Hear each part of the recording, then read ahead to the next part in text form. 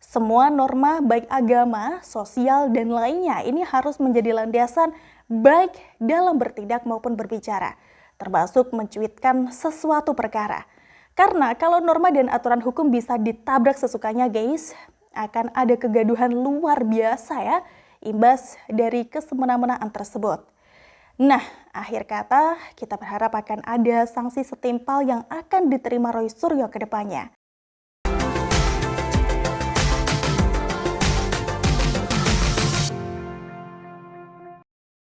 Layaknya cuitan Ferdinand yang berujung penjara guys, Roy Suryo juga harus dijerat. Artikel kali ini guys dari Niha Alif. Kepanikan luar biasa rupanya tengah melanda salah satu kader Partai Demokrat guys yang terkenal dengan ikon maling panci. Iya guys, siapa lagi kalau bukan Roy Suryo, seorang pakar telematika terkenal yang justru dalam perjalanannya seakan mengubur kepakarannya sendiri. Ini lantaran unggahan Roy Suryo guys mengenai Candi Borobudur di mana salah satu stupa diedit dengan foto Jokowi. Mungkin banyak kasus editan foto para tokoh politik di media sosial ya guys yang dibiarkan begitu saja. Namun kalau editan tersebut bersentuhan dengan kesakralan agama lain akan beda lagi guys ceritanya. Bukannya Ahok dan Ferdinand dan yang lainnya dulu ini merupakan contoh nyata korban pasal penistaan agama? Harusnya hal ini juga berlaku dong ya bagi agama lain yang merasa telah dinistakan. Dalam kasus cuitan yang disertai dengan editan foto Candi Borobudur dengan kepala Jokowi guys, pelaku ini jelas melukai umat Buddha ya. Makanya kemarin Ketua Dharmapala Nusantara, salah satu organisasi umat Buddha melaporkannya ke kepolisian. Kalau aparat mau adil nih, Roy Suryo juga harusnya bisa dong ya dijerat hukum layaknya Ahok maupun Ferdinand. Karena kedua orang terdahulu ini dianggap melukai penganut agama lain guys. Ahok disebut menyinggung kitab suci lewat pidatonya, sedangkan Ferdinand ini dianggap melukai perasaan umat Islam terkait cuitan Allah melemah. Jadi Roy Suryo yang notabene seorang muslim, tidak sepatutnya dong ya menodai tempat ibadah umat Buddha. Maka wajar guys kalau dirinya merasakan hukuman setimpal layaknya Ferdinand. Apalagi Ferdinand Hutahayan dan Roy Suryo ini notabene berasal dari partai yang sama, yakni Demokrat. Rasanya kepolisian bisa ya menjemput kapanpun tanpa menunggu kemarahan umat Hindu Buddha lainnya. Apalagi menunggu pidato SBY mengenai lebaran kuda yang posisinya jelas ingin menjungkalkan Ahok waktu itu.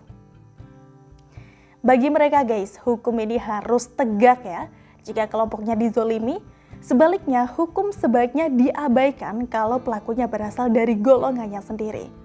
Menurut pakar hukum pidana dari Universitas Trisakti, Abdul Fikar Hajar, kepolisian bisa memeriksa konten yang disebarluaskan oleh Roy Suryo apakah sama dengan foto editan yang telah lebih dahulu viral. Jika memang ditemukan kesamaan guys, maka Roy Suryo ini bisa dijerat hukum karena ikut menyebarluaskan dengan disertai cuitan provokasi.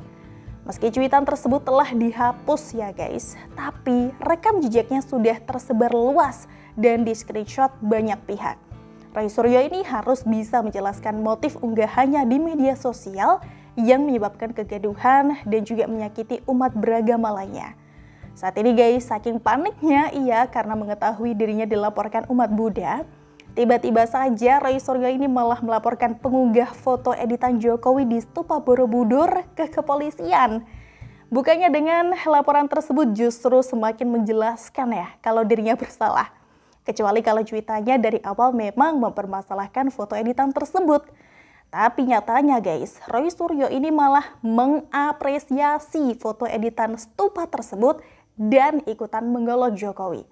Jadi lucu ya, kalau kini dirinya playing victim, apalagi menawarkan ke kepolisian untuk mencari akun pertama yang mengunggah foto tersebut. Melihat kemunafikan kader-kader Demokrat belakangan seperti Andi Arief, Benny Kaharman, dan juga Roy Suryo, maka pantas guys kalau Jokowi kembali meletakkan Demokrat sebagai oposisi. Kita tahu kalau presiden dikelilingi oleh para intelijen yang harusnya tahu ya siapa kawan dan juga siapa lawan. Demokrat yang awalnya sempat melakukan pertemuan dengan Golkar dan juga Nasdem, Kini posisinya kembali ditegaskan untuk berada di luar guys. Bisa dibayangkan kalau partai-partai yang kemarin diundang Jokowi duduk bersama di meja makan bersatu melawan PKS dan Demokrat, jelas bisa ditebak siapa yang menang. Semoga saja guys, kepolisian ini cepat bertindak ya sebelum kemarahan umat Buddha memuncak. Jangan sampai hukum kita ada tatkala umat mayoritas merasa tersakiti, tapi menghilang saat minoritas diperlakukan buruk. Sebelumnya muncul unggahan foto patung Candi Borobudur diedit mirip Presiden Jokowi. Di akun Twitternya, Roy Suryo menyebut unggahan itu dilakukan akun Twitter lain. Roy mengaku menyimpan nama pengunggah pertamanya. Agar tidak berkepanjangan, Roy pun menurunkan unggahan foto Candi dari akun Twitternya. Bukannya dari dulu yang berbeda agama sangat dilarang untuk melecehkan agama lainnya ya. Hanya saja guys, ketika kasus serupa menimpa Abdul Somad saat melecehkan agama Kristen, rasanya hukum sukar ditegakkan ya. Padahal kalau mau adil nih, layaknya Ahok dulu, setidaknya Somad ini bisa dipanggil beberapa kali untuk klarifikasi. Hal ini bisa sedikit memberi efek jera ketimbang tidak sama sekali. Nah, kedepannya guys, juga harusnya dibuat aturan ketat ya dalam bermedia sosial, harus ada batasan tegas antara mengkritik dan menghina. Hal ini juga berlaku bagi para penceramah yang sedang berkhotbah. Tidak peduli dengan gelar ustadz, pendeta, dan lainnya. Jika dalam ceramahnya mengandung unsur sara dan provokasi, aparat tidak perlu segan meminta klarifikasi. Kalau sudah beberapa kali dipanggil tetap membuat heboh guys, harus ada sanksi tegas yang berupa hukuman penjara. Rasanya banyak diberitakan media ya, kalau kalangan menengah ke bawah ini terkena ciduk lantaran unggahan provokatif dan melanggar Undang-Undang ITE. Namun, kenapa aparat sukar sekali menindak tatkala hal tersebut bersinggungan dengan elit politik? Apakah karena jaringan mereka kuat guys sehingga bisa lolos begitu saja? Kita tahu kalau undang-undang dibuat sebagai aturan bagi setiap warga negara, bukan sebagian golongan saja. Lantas apa yang memberatkan jika orang seperti Roy Suryo jelas diketahui melabrak aturan yang ada? Postingan dari beberapa pihak yang juga mengomentari dari postingan yang diunggah oleh Roy Suryo. Atau mungkin bahasanya ini ya, enak ya, enteng banget nih menghina situs bersejarah. Sebagai kader parpol senior dan mantan menteri guys, harusnya konten yang diunggah oleh Roy Suryo ini bersifat mengedukasi masyarakat, bukan sebaliknya mengandung unsur provokatif, hasutan, dan penuh kebencian. Mungkin bagi kita yang masih waras guys, bisa menganggap kalau Roy Suryo sebagai tokoh yang tidak layak dijadikan panutan. Tapi bisa jadi guys, bagi kader Partai Demokrat dan keluarganya di daerah, Roy Suryo ini adalah panutan yang harus dicontoh setiap langkahnya. Apalagi tokoh senior yang followernya jutaan. Tidak seharusnya menimbulkan kegaduhan seperti saat ini. Meski sebagai oposisi merasa harus menjadi terdepan dalam mengkritik pemerintah guys, tapi bukan berarti bebas menghina ya, apalagi secara fisik di media sosial. Termasuk mengaitkan dengan salah satu tempat ibadah yang seharusnya disakralkan guys. Kalau memang tidak suka dengan kebijakan pemerintah, ya silahkan saja narasikan dengan bagian mana yang perlu diperbaiki. Seperti aturan tiket naik Candi Borobudur yang awalnya dipatok seharga Rp750.000. Kalau dirasa hal ini membuat ketidakadilan pada masyarakat, ya sah-sah saja kan disuarakan guys. Toh pemerintah bukan Tuhan yang maha sempurna. Justru guys, dari kritikan itulah mereka belajar menyusun kebijakan yang tepat tanpa membuat kegaduhan di masyarakat. Bisa juga kok mengkritik aturan pemakai sendal jepit tidak boleh mengendarai sepeda motor ya. Kalau ini dirasa melemahkan industri sendal jepit, harusnya aturan tersebut dibicarakan lagi.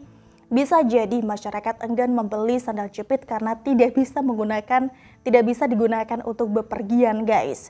Lantas nih, bagaimana dampaknya pada industri tersebut ke depannya? Adu pemikiran seperti ini sangat dibutuhkan guys saat ini sebagai pertimbangan dalam menyusun kebijakan. Bukan sebaliknya, malah hajar sana sini. Unggah semua konten berbau sara dan juga editan foto pemerintah termasuk presiden tanpa mau memikirkan dampak ke depannya. Jangan sampai tokoh senior politik dianggap tidak bisa berpikir kritis ya guys, karena konten bobrok di media sosialnya.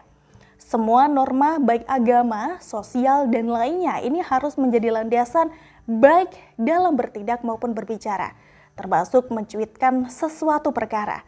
Karena kalau norma dan aturan hukum bisa ditabrak sesukanya guys, akan ada kegaduhan luar biasa ya, imbas dari kesemena-menaan tersebut.